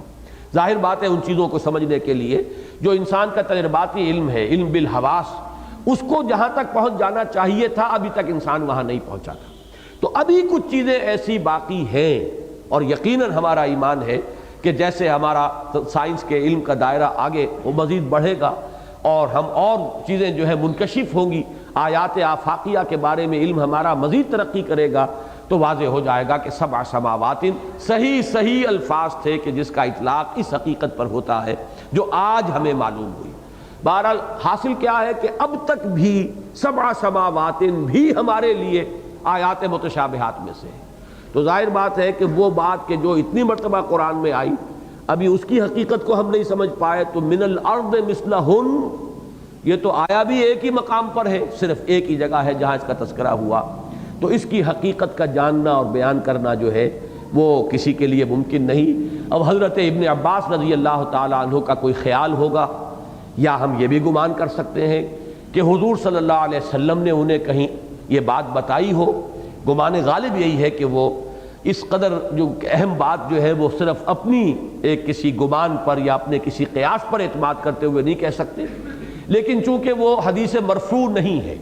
انہوں نے صراحت نہیں کی ہے کہ یہ بات حضور سے مجھے معلوم ہوئی، اس لیے ہمیں اس کے اندر اختلاف کی جو ہے وہ گنجائش ہمارے لیے باقی رہتی ہے۔ جیسے حروف مقطعات کے بارے میں نے بارہا عرض کیا ہے کہ حروف مقطعات کے بارے میں حضرت ابن عباس کے اقوال ہیں، الف لام میم ان اللہ اعلم۔ اب یہ انہوں نے کہا یہ در حقیقت ایک جملہ ہے، اس کا مخفف ہے الف لام میم۔ 3 الفاظ ہیں ان اللہ اعلم، پہلے لفظ کا پہلا حرف لے لیا، دوسرے جو لفظ ہے اس کا درمیانی حرف لے لیا، اور تیسرا جو لفظ ہے اس کا آخری حرف لے لیا۔ انا کا الف، اللہ کا لام، اعلم اس کا میم، ان اللہ اعلم الف لام میم۔ اب یہ خیال ہے، اسے امت نے قبول نہیں کیا، بیان ضرور کر دیا جاتا ہے کہ ان کی یہ رائے ہے الف لام را ان اللہ ارا، اب یہ ان کا خیال ہے، لیکن یہ کہ چونکہ انہوں نے مرفوعاً بیان نہیں کیا، اگر وہ فرماتے کہ حضور نے بتایا تو ظاہر بات ہے کہ ہمارے لیے بالکل قابل قبول ہوتی بات، لیکن وہ ان کا ایک ذاتی قیاس اور گمان ہے، اس لیے کوئی چاہے تو قبول کرے چاہے رد کر دے۔ اسی طرح کا معاملہ یہ ہے کہ اس آیت کے بارے میں ان سے پوچھا گیا تو انہوں نے کہا کہ مجھے اندیشہ ہے کہ اگر میں یہ بات تمہیں بتاؤں گا تو کہیں ایسا نہ ہو کہ تم لوگ کافر ہو جاؤ۔ لیکن یہ کہ بہرحال ایک روایت ہے جو ابن جریر رحمہ اللہ لائے ہیں اپنی تفسیر میں، ابن ابی حاتم جن کی مستدرک جو ہے حدیث کی مشہور کتاب ہے، اور امام بیہقی شعب الایمان اور کتاب الاسماء والصفات میں اس روایت کو لائے عن ابن عباس رضی اللہ تعالی عنہما۔ انہوں نے فرمایا کہ واقعتاً حقیقتاً جیسے 7 آسمان ہیں 7 ہی زمینیں ہیں، اور 7 سے اگر کبھی یہ کھلا کہ 7 کا معین عدد مراد نہیں تھا بلکہ یہ بھی کثرت کے اوپر دلالت کرنے والا تھا، تو گویا کہ اتنی ہی کثرت کے ساتھ زمینیں بھی ہیں۔ اور ان کے الفاظ یہ ہیں کہ فی کل ارض نبی کا نبیکم و آدم کا آدمکم و نوح کا نوح و ابراہیم کا ابراہیم و عیسیٰ کا عیسیٰ، ہر زمین میں جیسے تمہارے آدم تھے ایسے ہی آدم ہیں، جیسے تمہارے ابراہیم اور عیسیٰ اور موسیٰ تھے ایسے ہی ابراہیم اور عیسیٰ اور موسیٰ ہیں، اور جیسے تمہارے نبی ہیں حضرت محمد صلی اللہ علیہ وسلم ایسے ہی وہاں بھی ہیں۔ اب یہ بات ایسی ہے کہ جو عام آدمیوں کے لیے بھی ایک دفعہ چونکا دینے والی اور بالکل ایک ایسی نئی بات ہے کہ جس کا کہیں کوئی ذکر کسی مرفوع حدیث میں نہیں، جس کے کوئی ذکر جو ہے قرآن مجید میں دوسرے مقام پر نہیں۔ اب یہ حضرت عبداللہ ابن عباس رضی اللہ تعالی عنہما کی ایک رائے ہے۔ اس روایت کو ابن حجر ابن فتح الباری میں اور ابن کثیر نے اپنی تفسیر میں بھی نقل کیا ہے، اور امام ذہبی رحمہ اللہ نے کہا ہے کہ اس کی سند صحیح ہے، لیکن ساتھ ہی یہ بھی کہا ہے کہ جو بھی اس کی روایات ملتی ہیں وہ ایک راوی پر جا کر جمع ہو جاتی ہیں ابو الضحیٰ نامی، اور کسی اور شخص سے وہ روایت ہمیں نہیں مل رہی، یہ ایک طرح کا ضعف ہے۔ اور ایک رائے جو ہے ملا علی قاری، وہ احناف کے ایک مشہور عالم ہیں، انہوں نے اسے حدیث کو یا اس روایت کو موضوعات میں شمار کیا کہ یہ گھڑی ہوئی ہے، اس کی کوئی حقیقت نہیں۔ باقی علامہ آلوسی نے رحمہ اللہ اس کو نقل کیا ہے اپنی تفسیر میں، اور کہا اس میں کوئی شے نہ عقلاً غلط ہے، ہو سکتا ہے کہ ایسا ہو، اور نہ ہی یہ کہ نقلاً کوئی شے ایسی ہمارے پاس موجود ہے جو اس کی نفی کر سکے۔ بہرحال یہ ایک رائے ہے جو میں نے آپ کے سامنے رکھ دی ہے۔ اب یہ کہ سوچنے کے لیے ایک میدان جو ہے وہ لوگوں کے لیے ہے کہ یہ اب اسلاف میں بھی یہ مسئلہ زیر بحث رہا ہے، اگرچہ اکثر و بیشتر لوگوں نے اسے قبول نہیں کیا ہے، لیکن یہ کہ مولانا مودودی نے جہاں یہ ساری تفاصیل بھی تفہیم القرآن میں دی ہیں، وہاں ایک حوالہ ان کا جو ہے وہ بہت اہم ہے۔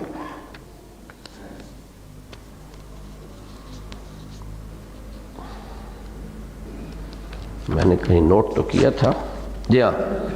انہوں نے حوالہ یہ دیا ہے کہ یہ نوٹ کر لیں، اکانومسٹ جو اخبار ہے لندن کا، اس کی 26 جولائی 69 کی ایک جو اشاعت تھی، اس میں جدید ایسٹرونومی کی اور ماہرین کی ایک رائے یہ آئی ہے کہ ہماری جو یہ کہکشاں ہے جس میں ہمارا یہ نظام شمسی ہے اور اس کے یہ سیارے ہیں، ان میں سے ایک زمین ہے، تو وہ در حقیقت کہکشاں جو ہے گیلیکسی، وہ تو بہت بڑی شے ہے۔ اس گیلیکسی میں 60 کروڑ سیارے ایسے موجود ہیں جس کے حالات بالکل وہی ہے جو زمین کے ہیں، یعنی وہی ٹیمپریچر، وہی اس کے زمین کا یا سوائل کا انداز، وہی اس کی کمپوزیشن، وہی وہ ہوا کا جو اس کے گرد ایک غلاف ہے،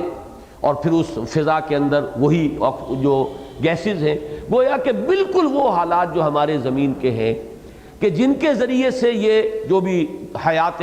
نباتاتی کہہ لیں اور حیات حیواناتی کہہ لیں اور پھر حیات انسانی یہ جو ممکن ہوئی ہیں، تو یہ جس قسم کے حالات آب و ہوا کے اور مختلف عناصر کے جو ترکیب درکار ہوتی ہے، تو جو ہمارے زمین میں ہے 60 کروڑ سیارے اس گیلیکسی میں ایسے ہیں جن کے حالات بعین ہی وہی ہیں جو ہماری زمین کے۔ بہرحال یہ ایک علمی بات تھی، اس کا حوالہ بھی میں نے چاہا کہ آپ کو نوٹ کرا دوں۔ البتہ ایک دوسری رائے جو ہے اب اس کو نوٹ کر لیں، وہ یہ ہے کہ یہ در حقیقت اسی زمین کے بارے میں کہا جا رہا ہے کہ اس زمین کے بھی طبقات ہیں، جیسے آسمان کے بارے میں طباقہ کہا گیا، 7 سماوات طباقہ، ایک دوسرے کے اوپر ہے، اسی طرح زمین میں بھی، جس کو آپ علم طبقات الارض کہتے ہیں، زمین کے بھی طبقات ہیں۔ تو ایک یہ بھی رائے ہے کہ یہ جو 7 کہا گیا ہے کہ 7 آسمان اوپر ہیں، ایسے ہی زمین میں بھی من الارض مثلہن، اسی طرح کے 7 طبقات اس زمین کے اندر بھی موجود ہیں۔ یہ ایک دوسری رائے ہے۔ بہرحال اس آیہ مبارکہ کا جو آخری ٹکڑا ہے وہ ہے اب اصل میں ہمارے لیے جو اہم ہے، پوری صورت بھی اس پر ختم ہو رہی ہے۔ اس میں تو جیسا کہ میں نے عرض کیا کہ ایک جو ایسا مضمون آ گیا ہے کہ جو مشکلات القرآن میں سے ہے اور آیات متشابہات میں جس کا شمار ہوگا۔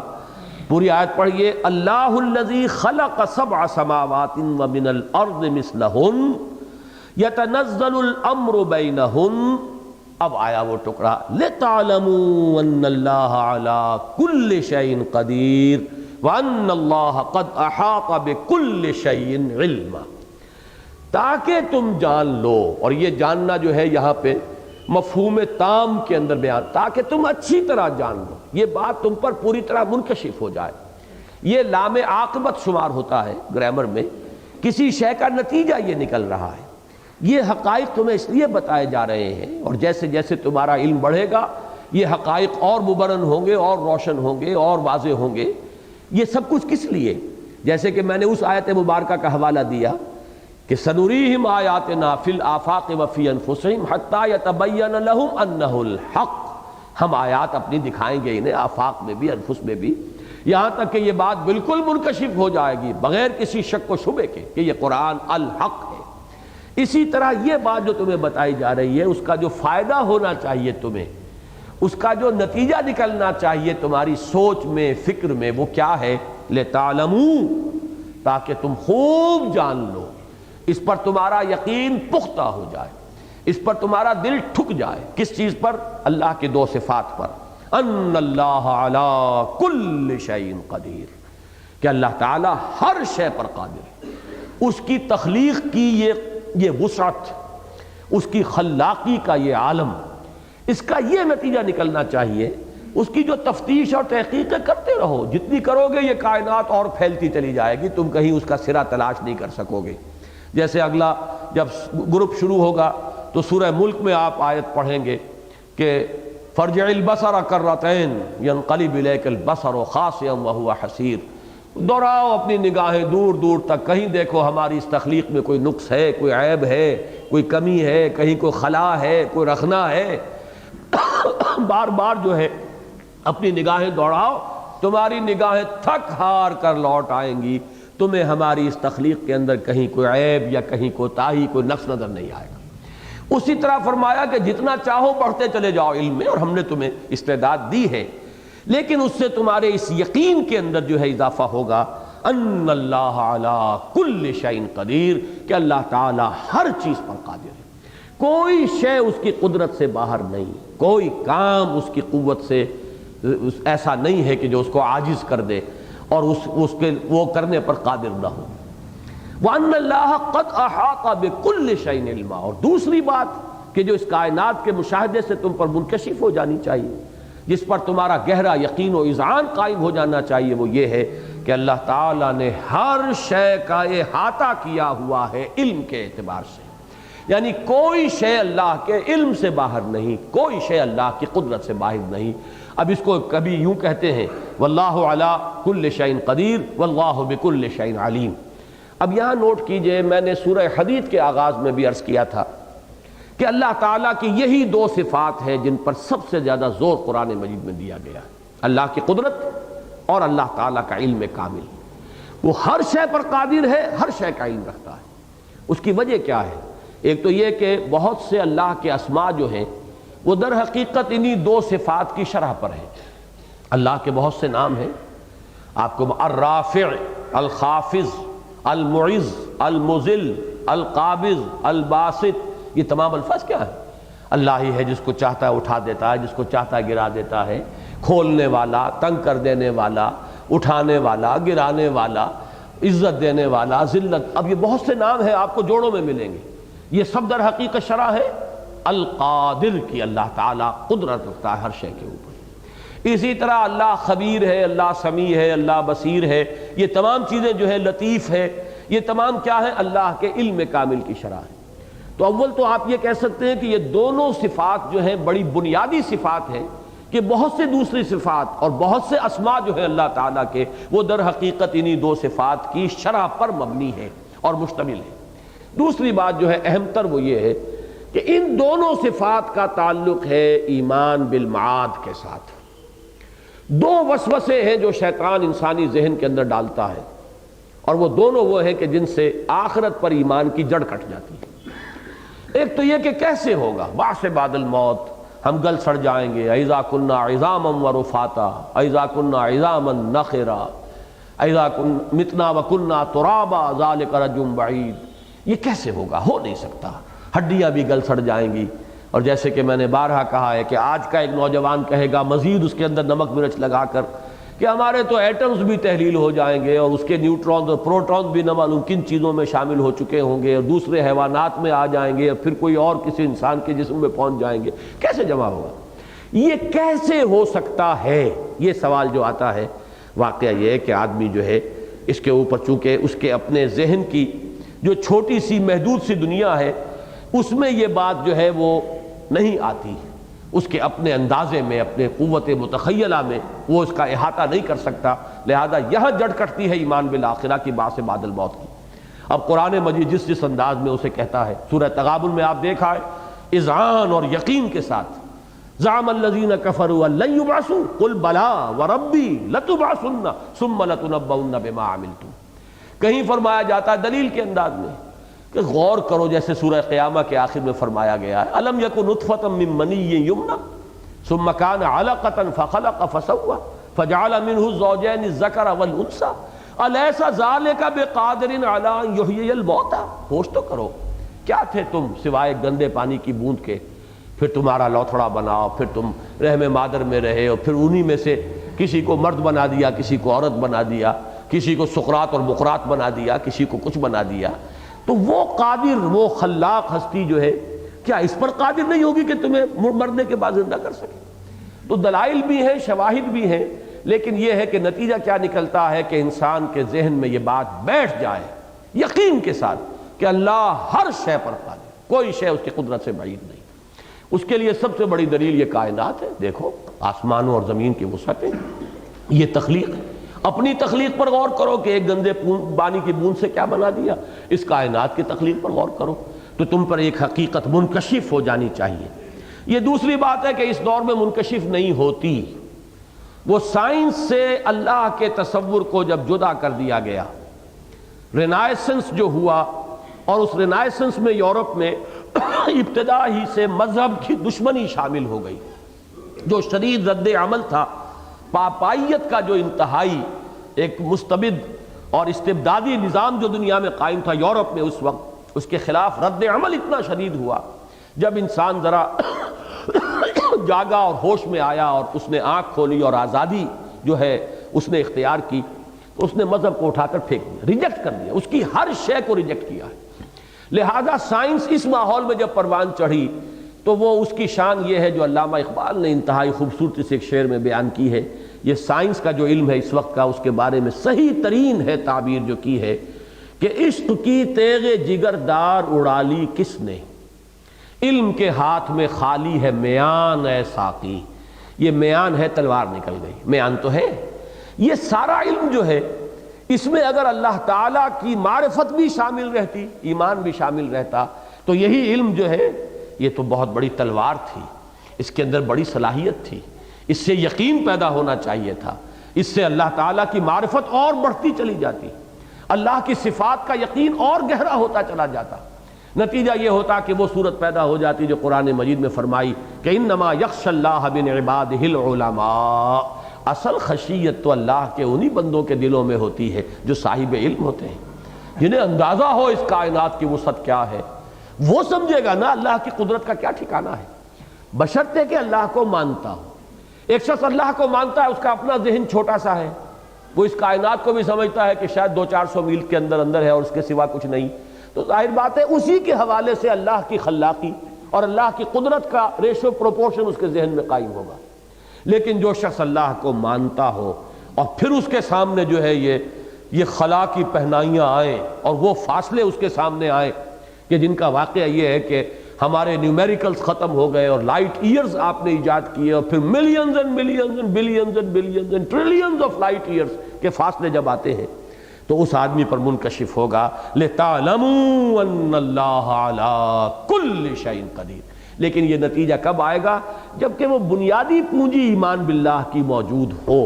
وہ اگر ہوگا، زمین ہی نہیں ہے تو کاشت کہاں کریں گے، وہ زمین ہی نہیں ہے تو فصل کہاں آپ جو ہے اس کو حاصل کر سکیں گے. ایمان باللہ کی زمین ہو اور پھر یہ وسعتیں جو ہیں ان معلومات کی انسان کے سامنے آئیں گی، تو پھر اللہ تعالیٰ کی صفات کا بھی جو اب تصور اس کا ہوگا، وہ اس بیچارے عام دیہاتی یا عام ایک شخص کے جس کو اندازہ ہی نہیں ہے اس کائنات کی وسعتوں کا، وہ اس کے ذہن میں وہ بات اس درجے میں نہیں آ سکتی. تو فرمایا اللہ الذی خلق 7 سماوات ومن الارض مثلہن یتنزل الامر بینہن لتعلموا ان اللہ علی کل شیء قدیر وان اللہ قد احاط بکل شیء علما. اور دوسری صفت ہے علم. اس کے بارے میں جیسے کہ میں نے پہلے بھی عرض کیا تھا سورہ حدید کے اس درس کے دوران بھی کہ وسوسہ یہ آتا ہے کہ ہر شے کہاں اللہ کے علم میں ہوگی. اور بہت سے فلاسفہ کا مسلک بھی یہی ہے، جو ارسطو کے پیروکار ہیں جن کو مشائین کہتے ہیں، ان کی رائے یہی ہے کہ اللہ تعالیٰ، اللہ کو تو وہ مانتے ہیں لیکن اللہ کے علم کے بارے میں بڑی عجیب بات ان کے قول میں ہے، ان کی رائے ہے کہ اللہ صرف کلیات سے واقف ہے، کلیات کا علم رکھتا ہے، جزیات کا علم نہیں رکھتا. اب اگر بڑے بڑے فلسفی جو ہے اس چکر میں ہو تو عام آدمی کے تو بیچارے کے دل میں جو ہے وہ شیطان اس کے کان میں جو ہے وہ پھونک ماری دے گا، دل میں وسوسہ ڈالا کہاں اللہ تعالیٰ کو ہر چیز کا علم ہے، میں اب کہاں بیٹھا ہوں، اس کائنات میں میری کیا حیثیت ہے، اور میں بند کمرے میں بیٹھا ہوا کوئی کام کر رہا ہوں، کہاں اللہ کے علم میں ہوگا. فلاسفہ جو ہے وہ اسے کہتے ہیں بڑے عالمانہ اور فلسفیانہ انداز میں،